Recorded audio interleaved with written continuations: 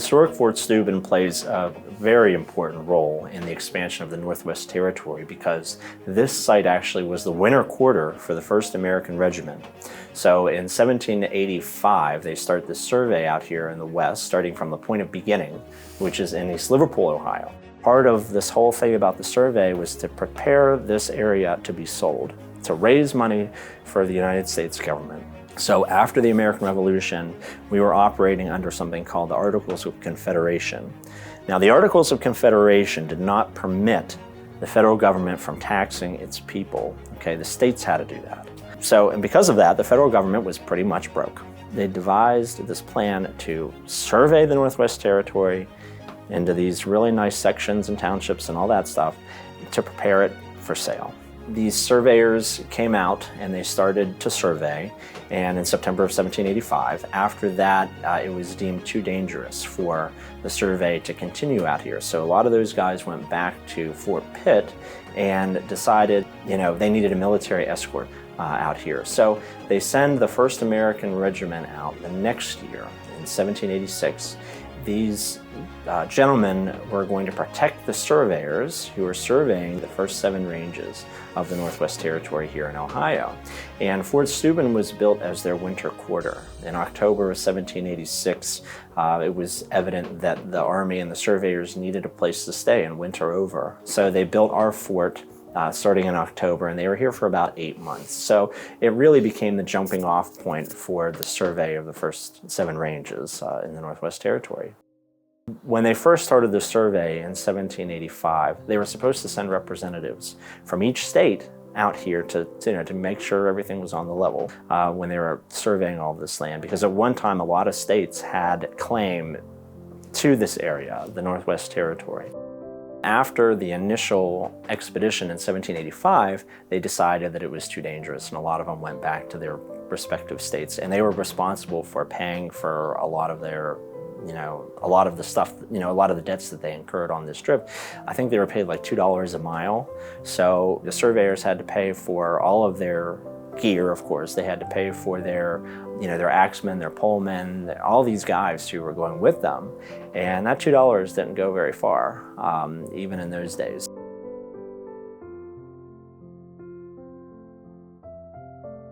If you weren't with the surveyors, your life as a soldier was confined to these buildings, doing the stuff that was typical for a fort, kitchen duty, making food. They had a gentleman that was the fireman in each one of the blockhouses, and his job was to make sure that the fires did not go out, as opposed to making sure the buildings didn't burn down, right? So he had an important job because, again, it's very cold. And these buildings, they're log structures, the chinking between the buildings are made out of mud and hay and whatever, grasses and whatever they can get here to construct the buildings. So they're probably cold, very drafty.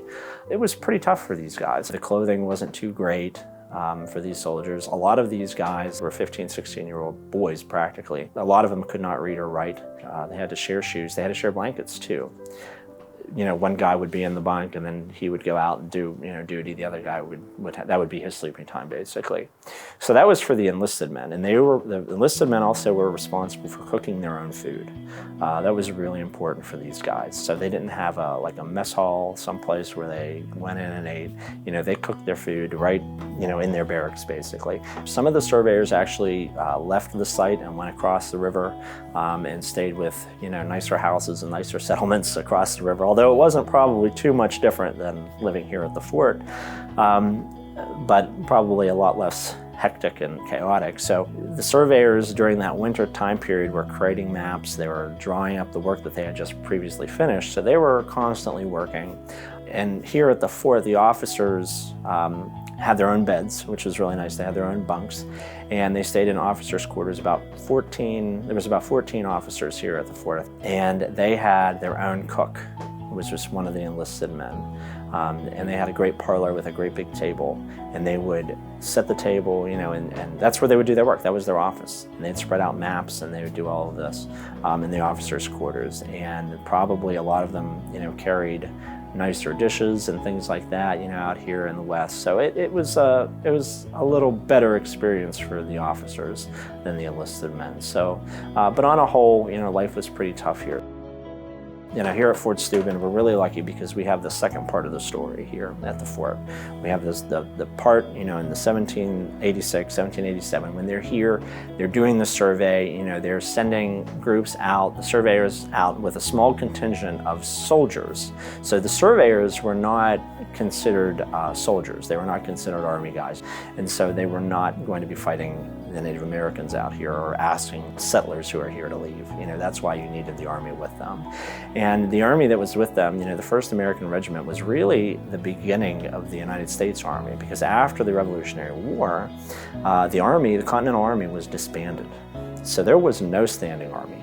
And then it was later figured out by the federal officials that, hey, we probably need an army to defend our interests, and especially to defend the folks on the frontier. Our fort here is made almost identically to the fort that was here in 1786 and 1787. We're very lucky that there's a couple of surviving maps that gave us a good idea of how this fort was actually made.